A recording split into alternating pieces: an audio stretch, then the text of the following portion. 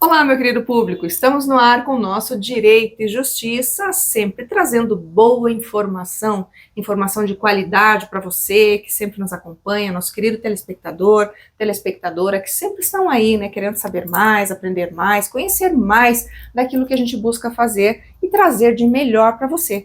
E hoje quem volta aqui conosco é a nossa querida doutora Mariane Reis. Doutora, seja muito bem-vinda. Olá, obrigada, eu que agradeço o convite, é uma honra falar mais um pouquinho sobre o agronegócio aqui para vocês. Ai, maravilha, a doutora Mariane, que é especialista no assunto, também é aí mestranda em Direito Empresarial, advogada dentro dessa área maravilhosa que é o direito do agronegócio, vai trazer para a gente, então, esse tema que é super importante aqui, que é a prorrogação da dívida rural, gente. Então, você aí, telespectador, que tem muito interesse nesse assunto, e na verdade é interesse de todos nós, né, porque o agronegócio impacta nossa vida, nossas vidas de forma geral. Então, não perca, acompanhe na íntegra essa entrevista que vai ser maravilhosa e vai te trazer mais perto ainda dessa temática tão relevante para todos nós. Mas antes da gente começar, eu vou chamar o nosso patrocinador. Vamos lá?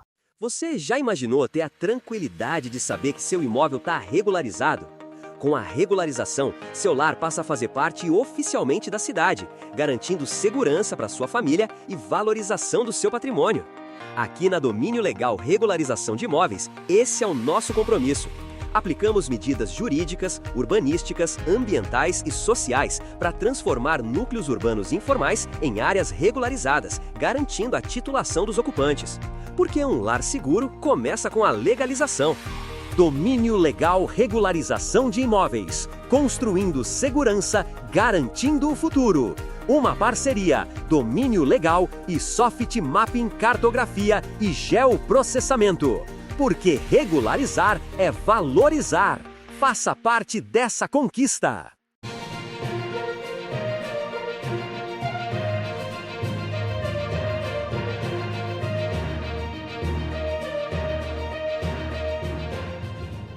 Voltamos então com o nosso primeiro bloco aqui com a doutora Mariane Reis, e como eu havia prometido a vocês, hoje a gente fala então sobre essa prorrogação do prazo aí, justamente dessa dívida rural, que é algo que para o produtor rural é crucial, né, doutora Mariane? A gente fala muito aqui que justamente o agronegócio impulsiona, movimenta o país, o nosso estado sobremaneira, né? E a gente tem vários aspectos aqui super relevantes quando a gente fala, então, do agronegócio. Eu acho que a gente pode pontuar aqui, né, a importância, inclusive, nesse primeiro bloco, do agronegócio, porque existe proteção jurídica para que depois a gente adentre nessa temática aí da prorrogação, necessariamente, que é o objeto, o foco crucial hoje da nossa entrevista, né? Perfeito, Débora, porque essa questão da prorrogação do débito rural, ela não é um favor. E por que ela não é um favor para o produtor rural? Justamente porque o agro é esse setor que tem tanta importância para a gente, né? É o setor que produz alimentos, é o setor que produz fibras, então as nossas roupas, hoje também combustível, energia, né? Tudo isso vem do agro. Então ele é um setor que é protegido pela nossa Constituição.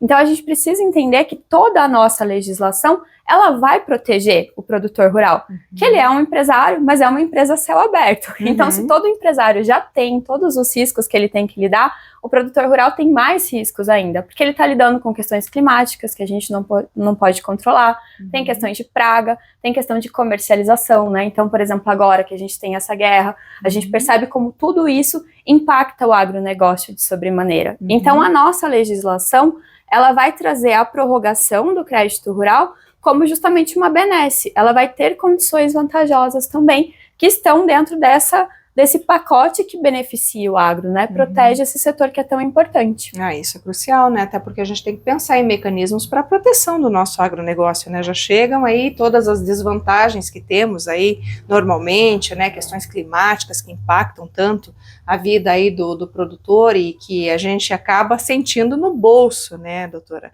Que daí, claro, tem que ser repassado de alguma forma, né? O prejuízo, né, aquilo que acontece no campo, a gente acaba tendo. Então, por exemplo, agora quando a gente fala dessa prorrogação, então, desse crédito, então você vê isso com bons olhos e acha que vai ter um estímulo também para o produtor nesse sentido? Exatamente. Ele não é um favor do banco para o produtor, né? Ele é um direito e é um direito constitucional. Porque, voltando, o agro produz alimento, né? Se a gente pensar na Constituição, quando a gente fala em direito à vida, direito à saúde, direito à dignidade, não existe saúde, vida e dignidade se a gente não estiver bem alimentado como população. Então, como é o produtor rural que vai produzir esse alimento para a nossa sociedade, a Constituição vai prever esses direitos. Então, ele realmente é um direito, não é um favor. E é sempre com essa ótica que a gente tem que pensar nesse assunto. E você veja ali, né, quando a gente fala, inclusive, de Constituição Federal, e fala justamente do agronegócio, né, da importância que tem, até nesse sentido de você conseguir efetivar a norma constitucional, né, doutora? Porque se você fala de direito à dignidade da pessoa humana, né, enfim, todos os outros ali que se conversam, não tem como escapar, né, a alimentação, uma pessoa só tem uma vida digna quando ela tem uma alimentação. Agora, se ela não tem condições de ter uma alimentação, se ela não recebe, se o produtor também não tem, né, essas possibilidades de produzir, como que a gente vai falar em dignidade? Então é toda uma construção, né, jurídico-normativa que necessariamente vai impactar aqui nessa possibilidade da gente ter o exercício desses direitos todos, né, que estão protegidos pela Constituição Federal, não é verdade? Perfeito, e o produtor precisa internalizar esses direitos, perceber qual é a importância do trabalho dele e perceber que ele está realmente exercitando um direito, de que você ter um débito rural por uma questão climática não é uma questão que vai te causar vergonha ou que você está pedindo um favor, simplesmente você está exercendo o seu direito pela função tão nobre que esse produtor rural tem na nossa sociedade. Exatamente, né, que é produzir justamente o essencial, né, aquilo que realmente nos faz continuar tendo vida, né, o direito à vida, que inclusive é um dos direitos fundamentais da nossa Constituição Federal, né. Então, para a gente ver, gente, como eu falo aqui, o direito, às vezes a gente está falando aqui especificamente hoje, né, direito do agronegócio, mas como ele se conversa com tantas outras áreas, né, você vai falar aí direito à vida, né, enfim, direito à dignidade da pessoa humana, e tantos outros ali, trabalho, enfim, a gente pode elencar inúmeros aqui, mas a gente não consegue separá-los, a gente pode até destacá-los ali separadamente para estudo, né, para fins didáticos, mas no dia a dia você acaba tendo que conversar, promover esse diálogo para que a gente consiga, então, efetivar tantos direitos na nossa prática jurídica. Por isso a importância para você aí que estuda, que é acadêmico, para você que também não é acadêmico, mas que tem interesse nesse mundo jurídico, que está se inspirando também na doutora Mariane aqui, que está procurando uma área para se desenvolver na advocacia, enfim, ou em qualquer outra área, mas que tem essa conexão. Veja o quanto é importante a gente ter conhecimento, a gente entender como é que funciona essa mecânica toda jurídica, até para a gente conseguir, então, efetivar realmente aquilo que a gente precisa, que é ter acesso à informação, a ter acesso a direito, a ter acesso à justiça. Mas, gente, não acabou ainda não. Eu volto para a doutora Mariane aqui, porque a gente tem ainda muito assunto para falar aqui, e a gente vai continuar conversando no próximo bloco. Espera aí, não vai embora não. Agora tem a coluna, para você também saber cada vez mais sobre todas essas questões que impactam diariamente aí todos os nossos direitos. Vamos lá?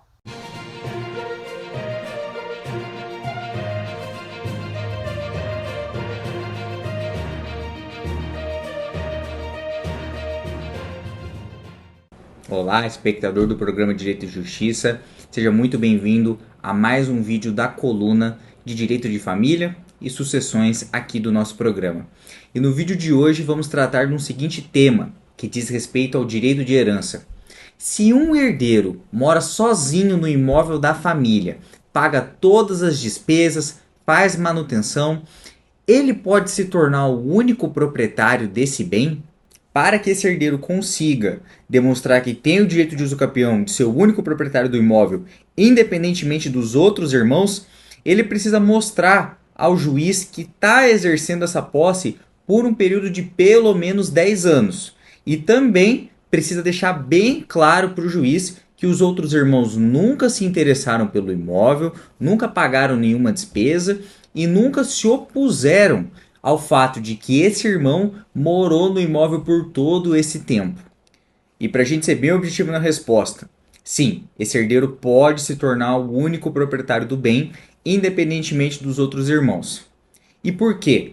Porque existe na lei uma forma de aquisição da propriedade chamada de uso capião. Nesse caso, o herdeiro, que mora sozinho no imóvel, pode propor a ação de uso capião contra os demais herdeiros. E isso porque, além de demonstrar que ninguém se opôs ao fato do herdeiro estar morando no imóvel por pelo menos 10 anos, também é crucial demonstrar que o herdeiro tem o ânimo de ser dono do imóvel, que ele tem a vontade de ser dono do imóvel.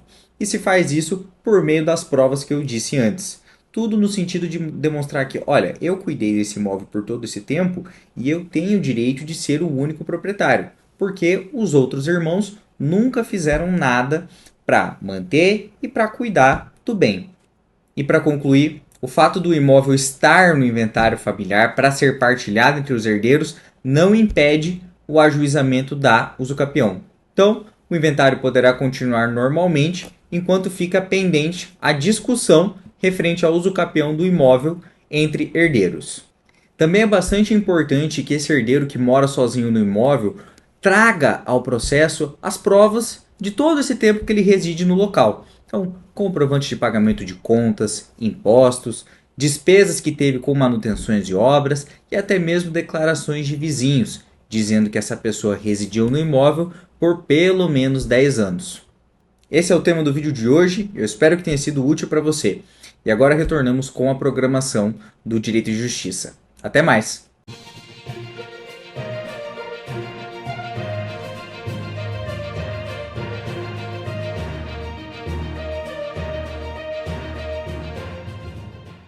Voltamos então agora com o nosso segundo bloco aqui falando do agronegócio e hoje, como a gente já disse desde o início, estamos falando sobre o crédito rural, que na verdade aí decorre de lei, né, um direito, né, desse produtor rural aí, não é um favor, não é uma benesse, né, ele tem realmente que se servir desse expediente, desse crédito, até porque ele pode então aí ter tantos benefícios, né, e conseguir produzir aquilo que é básico para toda a nossa sociedade, né, doutora? E aí, quando a gente fala, então, desse crédito rural, ele vem de onde, ou seja, quais são as regras que o estabelecem? Como é que funciona? Perfeito, Débora. O crédito rural, ele tem já, então, como a gente falou, essa origem da Constituição, né? Ela protege a produção de alimentos no Brasil, e ele está basicamente estruturado no Plano Safra, que é esse programa que é anual. A gente tem visto muitas notícias sobre isso ano a ano, sobre recursos que estão diminuindo no Plano Safra e como isso afeta o produtor. Mas, de qualquer forma, essas são as balizas que a gente tem. E aí, o crédito rural, ele vai ter as normas, então a regulamentação disso, ela vem de um documento chamado Manual de Crédito Rural. Ele é a Bíblia do Crédito Rural.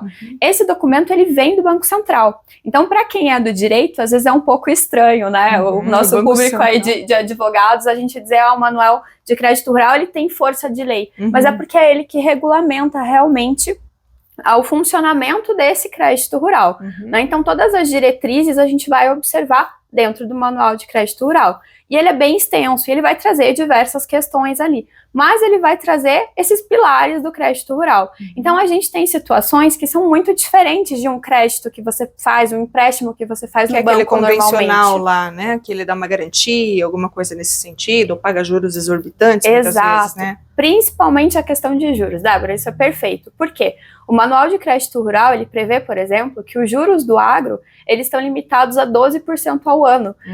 Isso é muito diferente dos juros, né? Então, assim, você como consumidor, se você vai financiar um carro, são sempre juros mais altos, mas você como empreendedor também vai comprar um novo equipamento, eles acabam sendo mais altos. Mas dentro do agro, você pode usar o crédito rural para esse fim. Ele pode ser para custeio, então você vai comprar os seus insumos para uma safra, né? Vai comprar ali semente, fertilizante, defensivo, você consegue usar os recursos dentro do Plano Safra e do Manual de Crédito Rural com essas benesses, principalmente dos juros reduzidos.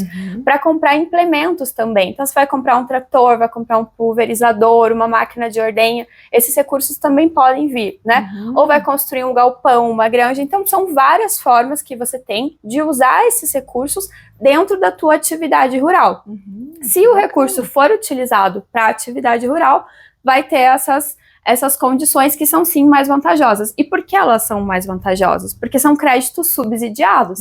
Então, isso quer dizer o quê? Que a União, ela vai participar de parte desses juros. Então, ele chega mais barato para o produtor rural, porque a União está participando disso, né? Tem uma contrapartida, uma parte que a União consegue reduzir. Então, na prática, às vezes a gente vê contratos de crédito rural que tem juros de 4,5% ao ano, de 6% ao ano. Então, realmente são condições muito vantajosas, né? Que a gente não pode deixar que o produtor perca quando ele passa por essas questões climáticas que a gente conversou, por questões de praga, até mesmo por questão de comercialização, e aí ele precisa renegociar.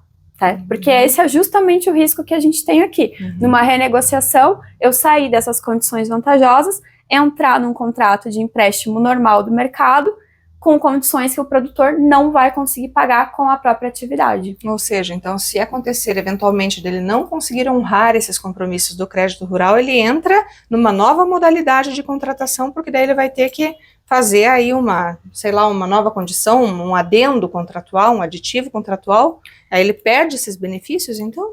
Normalmente quando não é observado o trâmite do próprio manual de crédito rural, isso acontece na prática. Então o que a gente sempre orienta o produtor é, caso você tenha alguma dessas situações que você não vai conseguir pagar uma parcela ali do teu débito rural, você tem que observar as condições ali do manual de crédito rural para poder fazer o pedido de prorrogação e assegurar que você fique nas mesmas condições. Por quê? O que a gente acaba vendo na prática, Débora?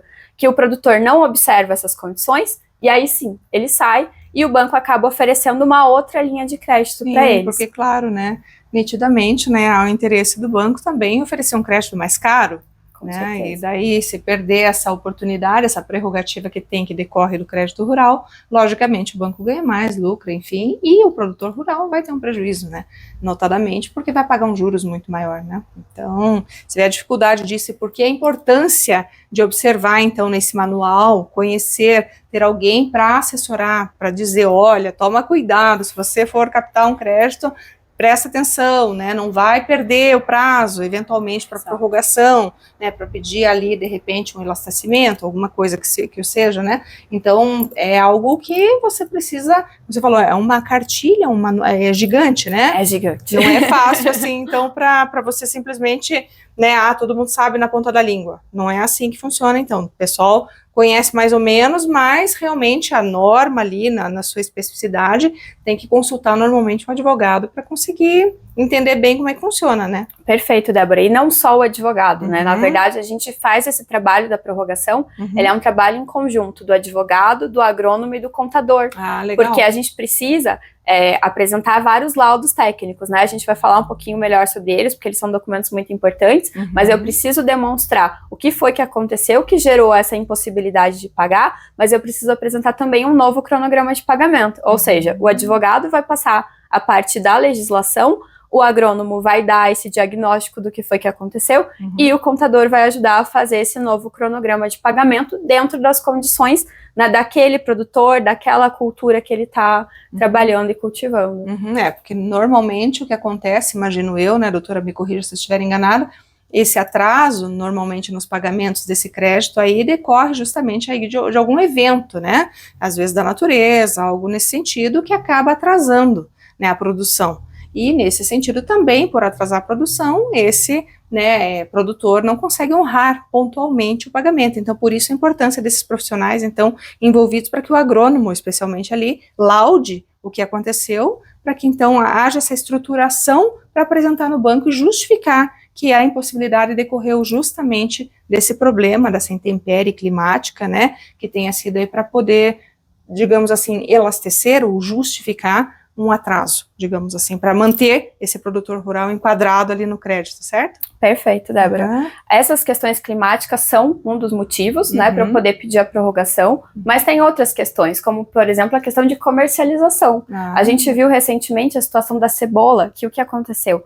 O produtor comprou os insumos, ele plantou, ele teve uma ótima safra, mas quando ele foi vender, o preço da cebola estava muito baixo, não pagou nem os insumos. Ou seja, o produtor fez bem a parte dele. Ele plantou, não teve nenhuma questão climática, a safra foi boa, ela produziu muito bem. Talvez até tenha sido por isso, né? Exatamente. Excesso né? E na hora de comercializar, como é uma commodity, né, existem fatores de mercado, ele não conseguiu pagar os custos da produção. Ou seja, esse é um dos itens que está lá no Manual de Crédito Rural também para justificar essa necessidade de prorrogar o pagamento, né? E essa prorrogação, ela pode ser por carência, então eu posso ter um prazo sem pagar e depois um novo cronograma, então mais 10, 15 anos para poder fazer o pagamento dessas parcelas. Nossa, é bem elasticido, então. Sim, eu achei que era assim, que a gente não conhece, né? Acho ali que é como nos outros contratos, 36, 48 meses ali, mais ou menos. Então, é bem longo mesmo, né? E ele pode ter créditos, por exemplo, ele contrata um agora, ele pode contratar outro simultaneamente também? Como é que funciona? Tem um limite? Não, Débora, justamente esse também é um dos motivos eu pedir a prorrogação, né? Eu consegui comprovar que não foi por culpa do produtor, que esse pagamento não foi realizado, e aí a gente não caracteriza a mora, ou seja, ela não é exatamente uma dívida vencida e não paga. Eu vou realmente criar um novo cronograma de pagamento. E isso vai permitir que ele sim tenha acesso a novas linhas de crédito, inclusive do crédito rural. Então ele não vai ter risco de penhora de bens, nenhuma das garantias vai ser executada, e ele vai continuar tendo a possibilidade de fazer os novos custeios para as próximas safras. Ah, que interessante, né? Então a gente ficou sabendo aqui que ele pode ter várias linhas de crédito ao mesmo tempo, a importância dele manter essas linhas todas, né, sendo adimplidas, e se eventualmente ocorrer qualquer tipo de problema, ele justificar com base ali em laudos, justamente aí com o advogado, agrônomo, contador, apresentando conforme o manual sugere, né, e dispõe sobre, para que não haja, então, qualquer implicação jurídica negativa, tal como execução, ou, infelizmente, aí, na pior das hipóteses, até mesmo a impossibilidade de manter outras linhas ou a concessão de outras linhas de crédito, né, doutora? Então, acho que foi muito esclarecedor e bacana para a gente conhecer, e realmente, aí, se você estiver nessa situação, produtor rural, saiba aí como também agir, né, diante de um fato como esse, né, seja pelo excesso de produção, ou seja, por algum problema na sua produção efetivamente aí, que você tem enfrentado, para não ter problema lá com o seu banco, com o seu crédito, para que você possa continuar produzindo e alimentando esse país aí, porque nós dependemos de você, logicamente. Mas ainda temos muita coisa para falar aqui, voltamos na sequência então. Agora eu vou chamar a coluna do Dr. Edilson Santos da Rocha, mas você fica aí, não vai embora não, porque a gente vai conhecer um pouquinho mais sobre contratos hoje. Vamos lá?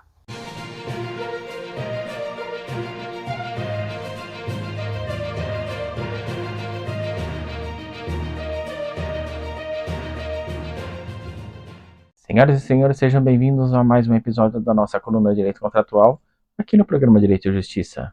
Meu nome é Edilson Santos da Rocha e hoje vamos tratar do contrato de construção por preço máximo garantido. O contrato de construção por preço máximo garantido, também conhecido pela sigla PMG, é uma modalidade contratual bastante utilizada em empreendimento de grande porte, especialmente no setor da construção civil.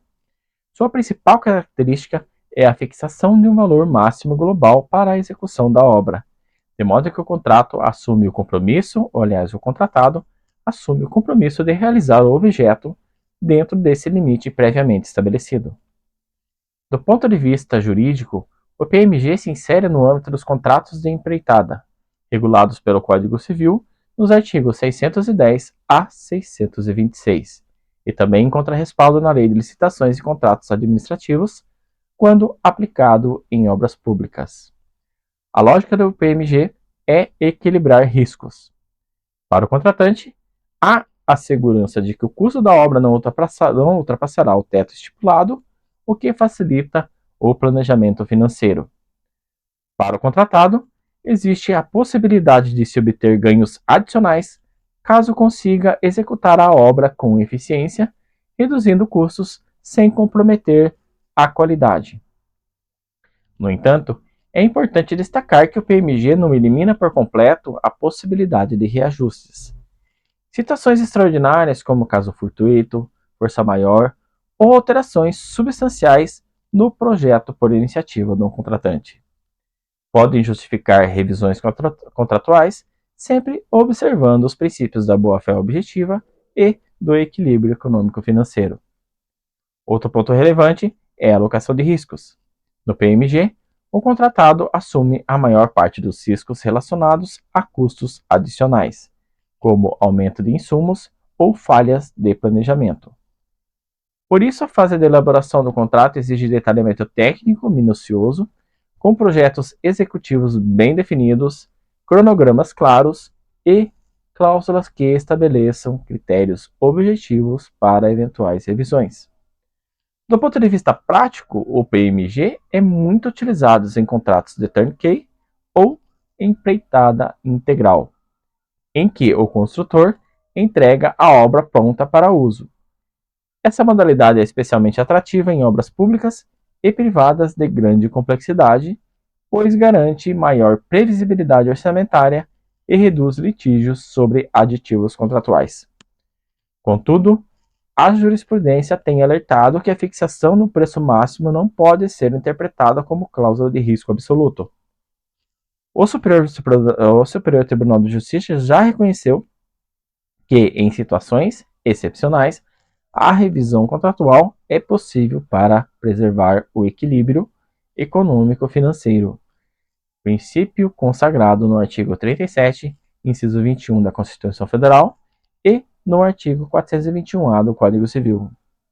Portanto, o PMG deve ser compreendido como um instrumento de gestão contratual que busca eficiência e previsibilidade, mas que exige cautela na sua elaboração e execução, sob pena de se gerar litígios e desequilíbrio entre as partes. E assim encerramos a edição de hoje da nossa coluna de Direito Contratual. Na próxima semana voltaremos com mais um tema relevante para o seu dia a dia. Até lá!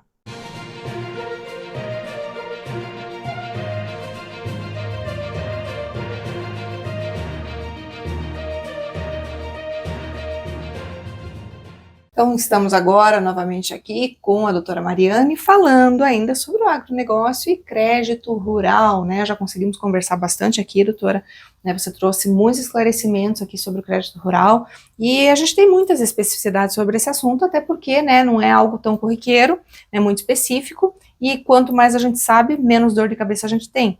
E até porque a gente está falando aqui de uma área altamente significativa, não só dentro do direito, mas para o país, para a economia como um todo, né? Então, a gente sabe que o agronegócio, ele movimenta o país, ele é uma das molas propulsoras de desenvolvimento econômico, né? E, inclusive, social do país, né? Muita gente dependendo disso, gera trabalho, emprego, enfim, tudo aquilo que a gente sabe e alimenta todo mundo, né? Então, já falamos dos pilares aqui, mas uma coisa é certa, a gente tem que entender também, né, como funcionam, então, as condições do crédito rural. Nós falamos, ali foi remotamente, né, doutora, sobre as taxas aplicadas, né, mas eu acho que vale a pena a gente esmiuçar um pouquinho mais aqui, até para que a gente lá em casa consiga entender, então, bem certinho como é que funcionam essas taxas de juros, enfim, se subsídio, se há uma limitação, como é que funciona isso? Certo, Débora. Então, o crédito rural, ele se aplica a todos os portes de produtores rurais no Brasil, né? Então, nós temos linhas que são linhas subsidiadas para o pequeno produtor rural, tem para o médio, também tem crédito rural para o grande, e como a gente comentou um pouquinho, ele pode servir para vários tipos de situações. Então, ele pode ser para custeio, né, que são os insumos. Então, no caso, né, da agricultura, pode ser para semente, para o fertilizante, para todos os defensivos que vão ser utilizados. Para a pecuária também ele pode servir para o rebanho, mas ele pode servir para investimento, para eu comprar novos equipamentos, como, né, os tratores, as máquinas. Eu mencionei também a questão da pecuária de leiteira sobre equipamentos para ordenha. Enfim, o crédito rural ele pode servir, então, para toda a atividade agrária, né? E normalmente esses contratos eles vão já prever qual é a destinação, tá? Então ele vai ficar caracterizado dentro do próprio contrato qual é a utilidade. O crédito rural, ele vai ter essa limitação também dos juros que a gente comentou, que é muito bacana, porque ele pode ser de no máximo 12% ao ano, mas mais do que isso, né, Débora? Ele tem capitalização também limitada, normalmente é semestral.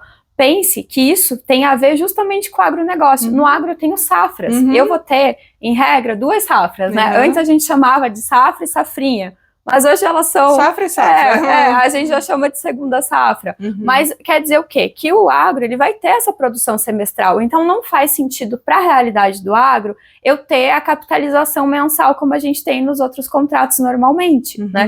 Então o Manual de Crédito Rural ele também está atento a isso, ele também traz essa situação.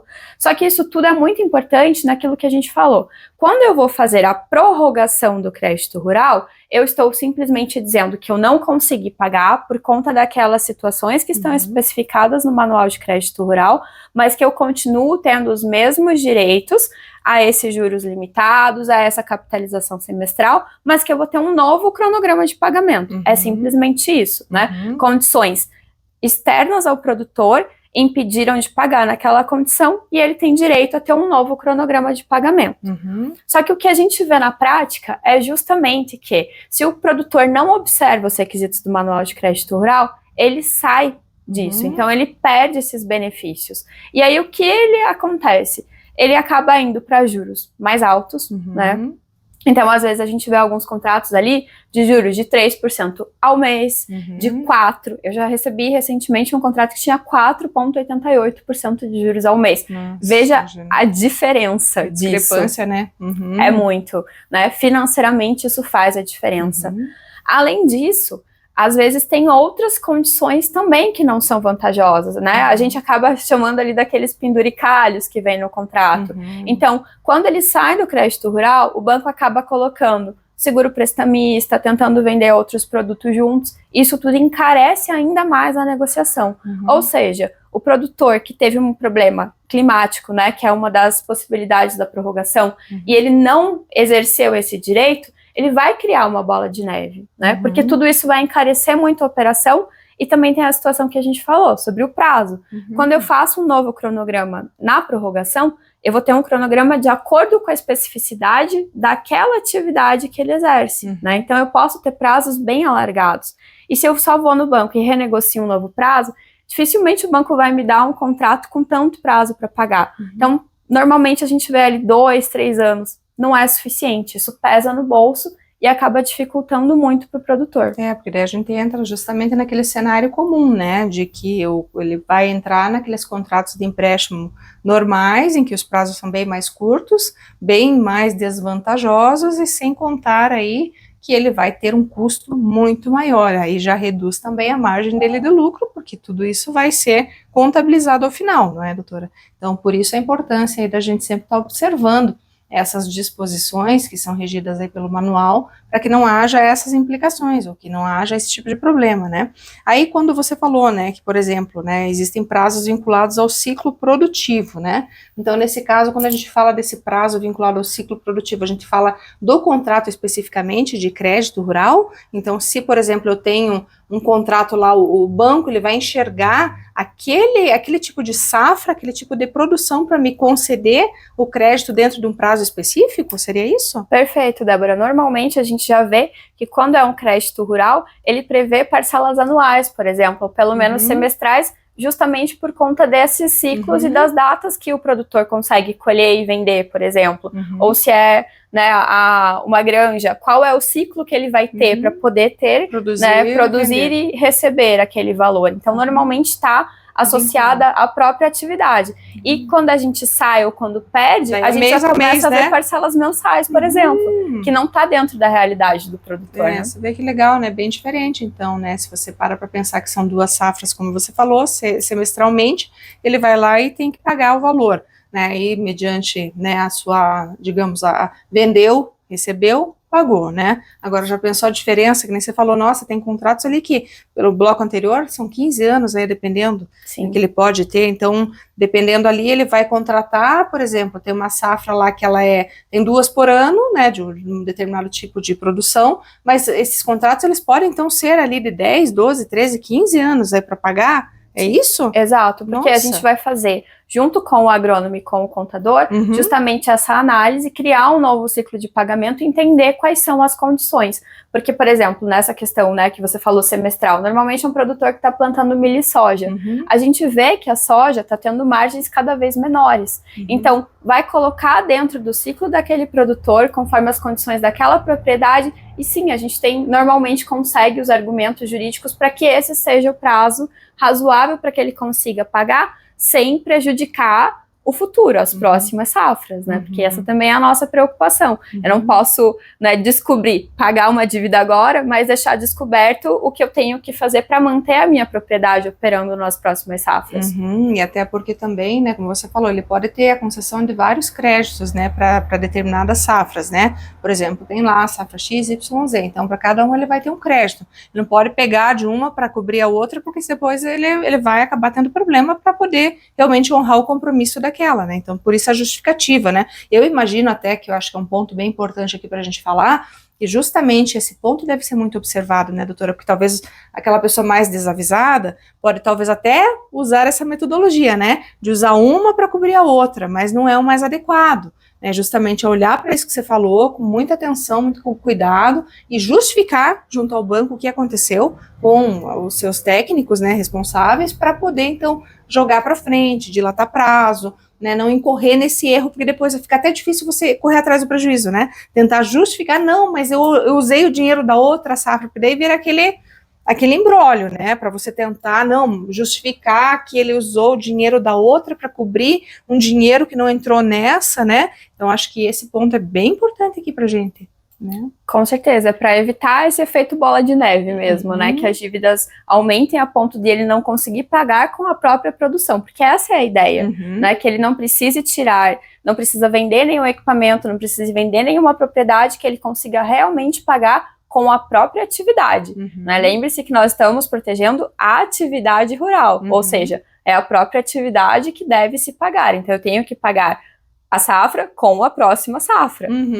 Né? Perfeito, gente, olha, sem sombra de dúvidas, né, a gente sempre, né, aprende aqui, né, especialmente com a doutora Mariane, porque ela sempre traz essas informações tão preciosas aqui da área do agronegócio e sempre realmente trazendo novidades aqui para nós, né, agora, especialmente diante do crédito rural aqui, que é esse assunto que está realmente, né, sendo o assunto do momento do agronegócio, né, por isso que a gente está falando tanto hoje, batendo tanto nessa tecla aqui. Mas, gente, ainda temos muito aqui para falar, tá? E realmente explorar mais esse assunto que é tão importante para todos nós.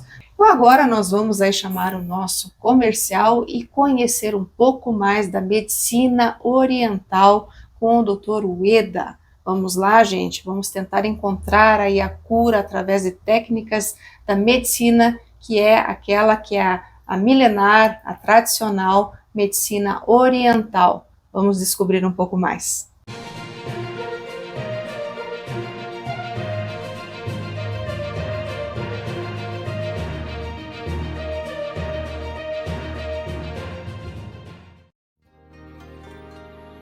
A lei universal de causa e efeito rege toda a natureza e também precisa ser observada nos tratamentos dos males do corpo. A Clínica de Medicina Oriental Ueda, especialista na técnica do Emmengaku, vem ajudando pessoas de todas as idades a restaurarem sua saúde há 44 anos, tanto no Japão quanto no Brasil. A medicina oriental busca o tratamento da causa das doenças para o resgate da saúde de todo o organismo, soltando e tirando a rigidez dos músculos e tendões, alongando e devolvendo os nervos para o seu lugar. Resgata-se sua função natural e o fluxo energético do corpo, melhorando a fluência da corrente sanguínea e devolvendo vitalidade no funcionamento de todos os órgãos. A técnica do Emmengaku trata insônia, depressão, Parkinson, diabetes, pressão alta, disfunções hormonais e linfáticas, ptose visceral, problemas do trato digestivo, má circulação sanguínea, dores musculares, pescoço, coluna, ombros, região lombar e pernas. Para mais informações, entre em contato pelo fone 41 99 734 9591 e visite também as nossas redes sociais. Clínica de Medicina Oriental UEDA. Rua Cândido Xavier, número 232, Batel, Curitiba, Paraná.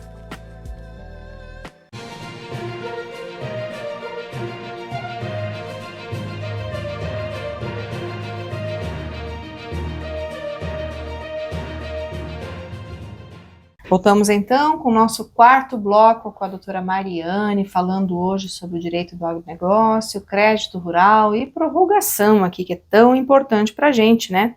E quando a gente fala, doutora, em prorrogação, a gente falou muitas coisas aqui sobre vários aspectos, mas quando efetivamente ele nasce, né, esse direito à prorrogação do crédito? Pois é, Débora, esse direito ele nasce hoje com hipóteses um pouco mais alargadas, porque as questões do agronegócio, elas são realmente complexas, né? A gente já falou que é uma empresa a céu aberto, então as primeiras causas que a gente tem são as questões climáticas. Eu posso ter estiagem, eu posso ter excesso de chuvas, eu posso ter vento, granizo. A gente tem visto tantas notícias também de ciclones, tornados e tudo isso que tem atingido o Brasil. Então são realmente várias causas climáticas que podem levar a uma diminuição ou a perda da safra. Tá? Então essa é uma das primeiras causas que a gente vai ter ali no Manual de Crédito Rural.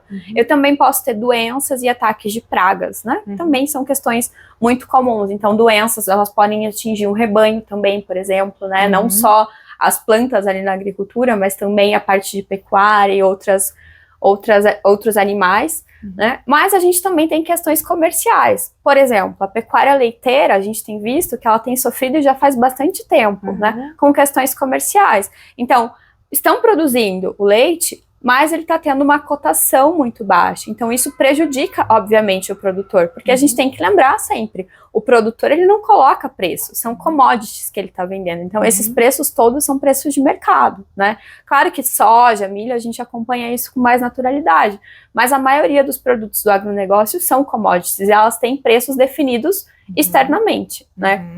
Então, essas questões comerciais, elas também impactam. Mas hoje, o Manual do Crédito Rural, ele também está atento às situações que elas vão se acumulando. Então, vamos pensar assim, o valor da soja, ele foi caindo. A gente teve ali uma fase em que ele estava muito bom, mas já não está mais com margens tão boas. Então, isso quer dizer o quê? Qualquer situação climática que eu tenha, ela vai prejudicar os meus resultados. Uma questão de cotação um pouco pior, ou os insumos que ficaram mais caros, o fertilizante teve um grande aumento, como a gente provavelmente vai ter agora, né, com a questão da guerra. Isso tudo vai diminuindo as margens do produtor. E pode ser que ela não seja, né, assim, um grande golpe, mas que ela se acumule no decorrer dos anos. Então, esse também é um fator, tá? Então, às vezes, quando eu converso com o produtor, ele me diz assim, eu não vou conseguir pagar. Mas quais são os motivos? Eles falam, são vários motivos, eu não sei nem bem explicar. Mas é por isso que a gente vai ter aquele laudo que a gente comentou, né? Que é o laudo técnico agronômico, que o agrônomo vai analisar, por exemplo, os últimos 5 anos da sua atividade rural, e ele vai descrever todas essas causas. E aí, junto com o contador, a gente vai fazer também esse novo cronograma de pagamento. Ou seja, eu não preciso de uma causa, eu posso ter várias causas que, em conjunto, levam a essa situação. Uma delas, inclusive, que eu me lembrei aqui, guerra fiscal, né, que a gente enfrentou, inclusive, agora recentemente, né, com aquela questão dos Estados Unidos, né, a venda lá, a exportação do frango, né, enfim, quantas coisas aconteceram aí nos últimos tempos, né, que a gente sabe que prejudicaram muito, né, justamente aí pecuária, enfim, toda essa área que, né, realmente aí foi afetada, né, e a gente ainda está vivendo um momento de crise, porque ainda não voltou ao normal, né, doutora? Eu acho que as coisas estão indo, mas ainda a passos um pouco apertados, né? Com certeza, com certeza. E claro, né, Débora, a gente tem alguns mercados do agro que a gente conhece um pouco mais, né, até como consumidor e acompanhando as notícias, mas vários produtos são produtos do agro. Então, por exemplo, a tilápia brasileira. A tilápia também sofreu ano passado com a vinda de tilápia de fora do Vietnã. Ou seja, tem vários fatores que podem impactar a atividade rural.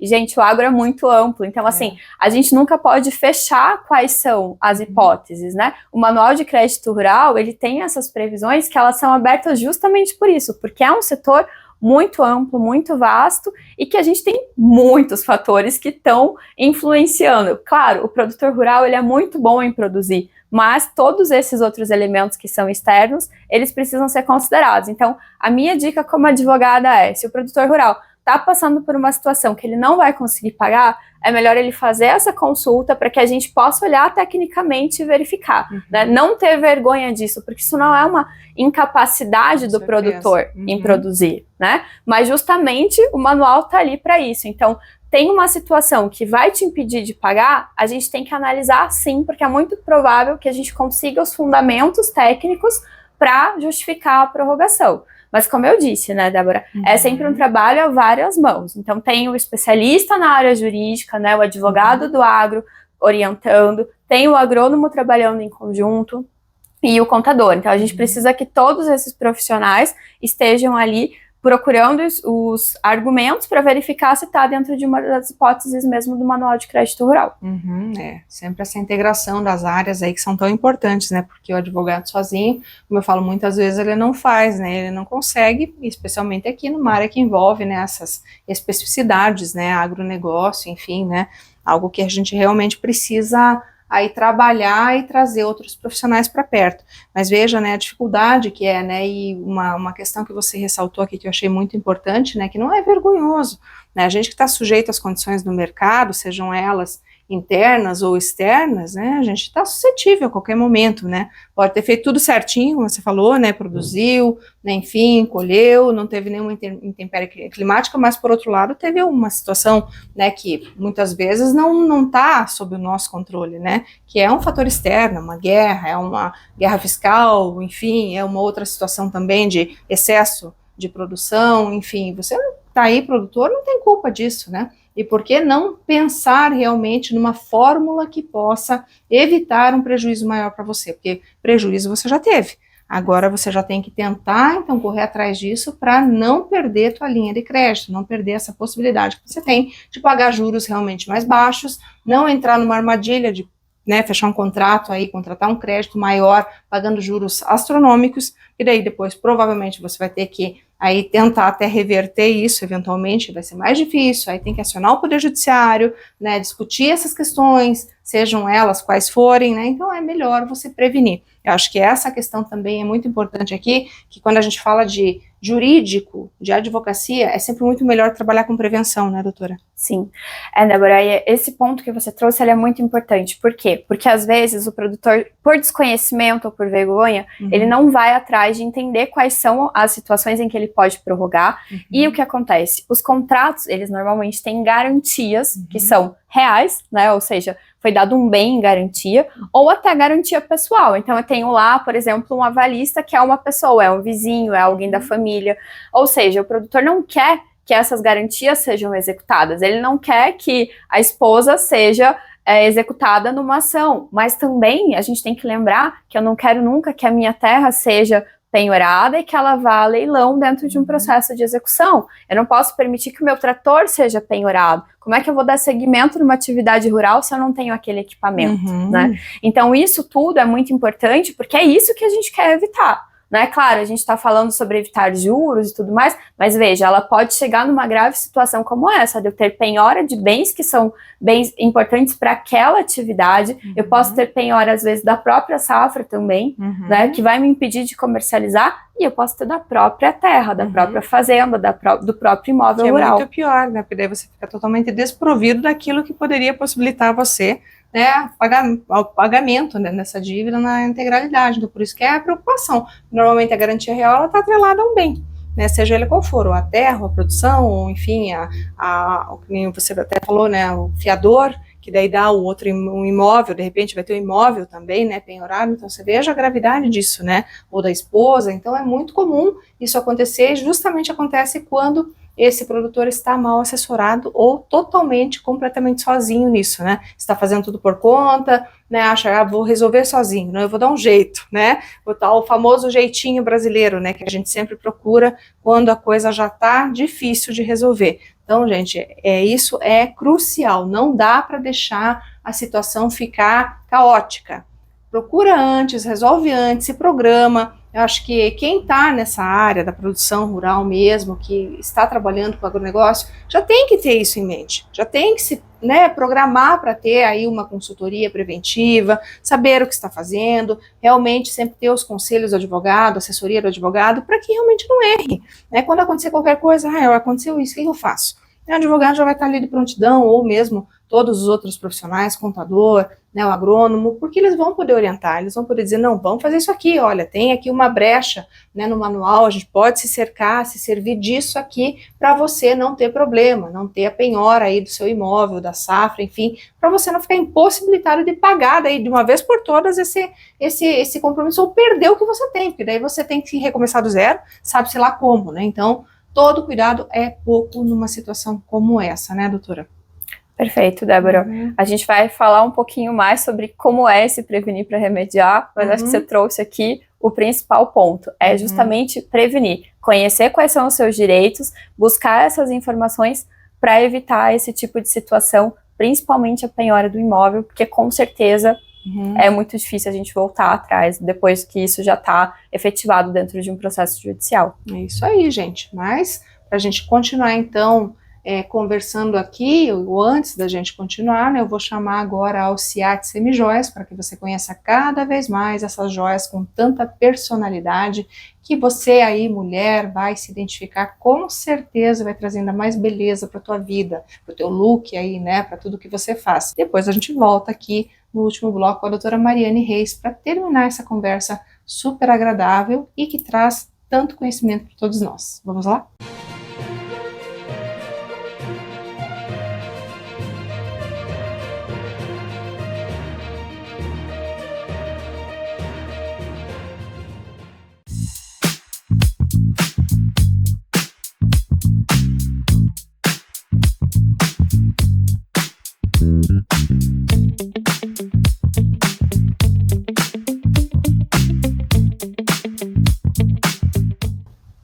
Então, voltamos aqui com o nosso último bloco agora. A gente já falou sobre tantas questões aqui, né? Mas um ponto que a gente já comentou no último bloco, que é muito importante, que até você falou, né? Melhor prevenir do que remediar, né, doutora?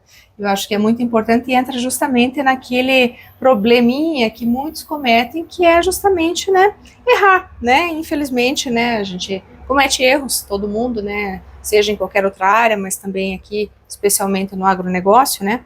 E como que a gente pode impedir, então, né, esse cometimento de erro que gera aí esses problemas todos, né? Então, nós precisamos de orientações aqui, doutora. Perfeito, Débora. O que eu sempre digo, né, para os meus clientes é o seguinte: se você perceber que não vai conseguir fazer o pagamento de uma das parcelas ali do teu crédito rural, a gente precisa saber disso com antecedência. Por quê?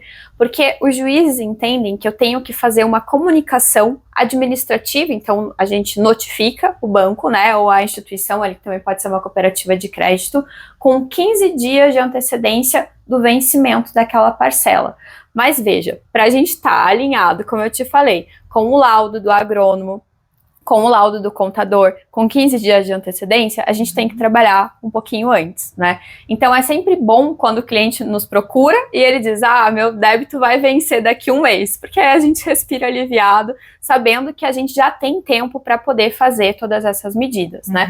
Então, o primeiro ponto é esse: eu tenho que notificar administrativamente com esses 15 dias de antecedência, tá? Isso não tá no manual de crédito rural, tá? A gente falando aqui para os advogados, não tá. Mas os juízes têm entendido, né, Débora? Então, como o nosso papel aqui é orientar o produtor e garantir que ele não perca esse direito, que a gente já viu que é super importante, a minha orientação é: vamos fazer conforme estão entendendo, né? Se juridicamente a gente acha que tá certo ou não, a gente vai discutir isso na academia, mas na prática eu sempre vou orientar o meu cliente a fazer essa notificação com esses 15 dias de antecedência. E daí já tem um lastro probatório também, né? Que caracteriza que ele não ficou inerte. Não ficou simplesmente esperando, não, olha, eu notifiquei, tá aqui a prova, né? Exatamente.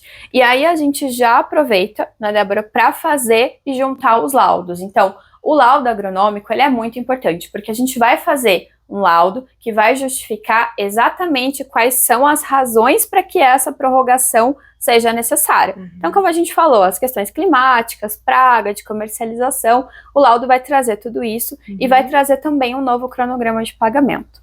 Só que às vezes também, né, Débora, a gente vê que o produtor ele não faz o laudo de uma maneira completa, ele não segue todos esses requisitos do Manual do Crédito Rural, e aí o banco acaba negando a prorrogação. Então a gente já recomenda que faça, desde essa notificação, desde essa etapa administrativa, isso tudo muito robusto, e já pensando que, se tiver uma negativa indevida da prorrogação, a gente já tem argumentos suficientes para levar isso para o judiciário, tá? Porque, como eu te falei lá atrás, quando eu tenho tudo isso muito robusto, eu não vou ter amora, ou seja, eu não vou ter um débito que já está vencido. Eu vou conseguir justificar que eu tenho um novo prazo, direito a um novo prazo de pagamento. E eu vou evitar todas essas situações de riscos de penhora e tudo mais.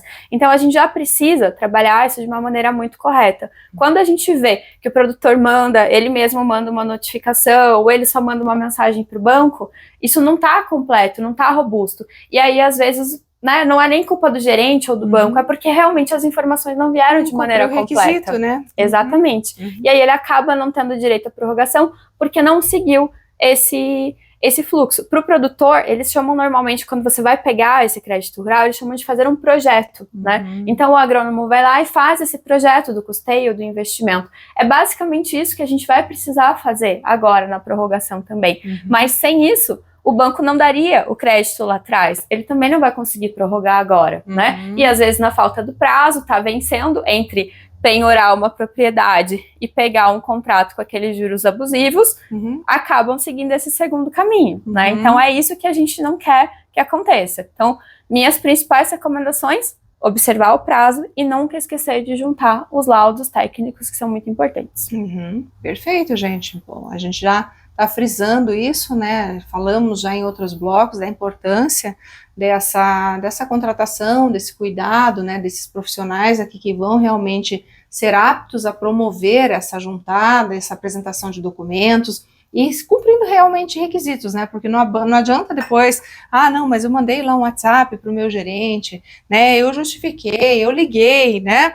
Mas para fins de direito, gente, a gente sempre fala, você tem que estar com isso totalmente documentado, cumprindo o requisito legal. E aqui, como a doutora falou, a gente tem que observar esse manual, que é o manual que justamente diz como devem ser as condutas deste produtor rural. O que justifica esse inadimplemento ou eventualmente nesse elastecimento de prazo, para não configurar esse atraso, essa mora, né, para que você consiga, então, ter aí a dilação desse prazo. Então, esse cuidado, gente, é muito importante aqui e vai fazer com que você, né, justamente evite o problema futuro, porque, claro, como ela falou, entre perder tua propriedade e contratar um novo crédito mais caro, você vai contratar um novo crédito, mas daí você também já começa a ficar no vermelho, daí daqui a pouco não se recupera mais, tua safra já não consegue mais alcançar, tua dívida está muito alta, teu lucro acaba, né, baixando, enfim, e assim vai. Então, por isso a importância aqui do aconselhamento realmente do profissional da área, para que você sempre tenha a informação adequada. Mas, doutora, eu te agradeço muito, mais uma vez, por ter vindo aqui, por ter voltado falar conosco aqui, né, sempre trazendo informações que são aquelas atualíssimas, né, da tua área, e sempre, né, que tiver informações novas, volte aqui, porque você é sempre muito bem-vinda. Obrigada, Débora, eu que agradeço, é sempre uma honra estar aqui, e eu adoro falar sobre o agro, trazer essas recomendações, né, porque eu realmente acredito que o produtor precisa ter o conhecimento dos direitos para que a gente possa continuar exercendo essa atividade tão bonita. Obrigada pela oportunidade de estar aqui novamente. Imagina, seja sempre muito bem-vinda, e quando você tiver qualquer temática, aqui é só voltar, que a gente sempre está de portas abertas para te receber. Combinado. Bom, eu mais uma vez me despeço de você, querido público, né, esperando sempre que a gente possa ter levado aí para você mais conhecimento, né, e realmente que isso faça a diferença na sua vida, seja em relação à temática que a gente tratou aqui, seja em relação também à grande profissional que esteve aqui para te inspirar, para te mostrar que, né, a gente sempre pode saber mais, pode ter uma área muito importante para trabalhar, pode ser inspiração de alguém, e isso é o que vale para nós, é saber que a gente fez a diferença na sua vida, especialmente aqui a minha convidada de hoje. E eu, mais uma vez, então, me despeço, esperando que você tenha uma semana incrível, muito produtiva, e que você possa realmente chegar naquele lugar em comum que você merece estar. Um grande abraço e até a próxima semana.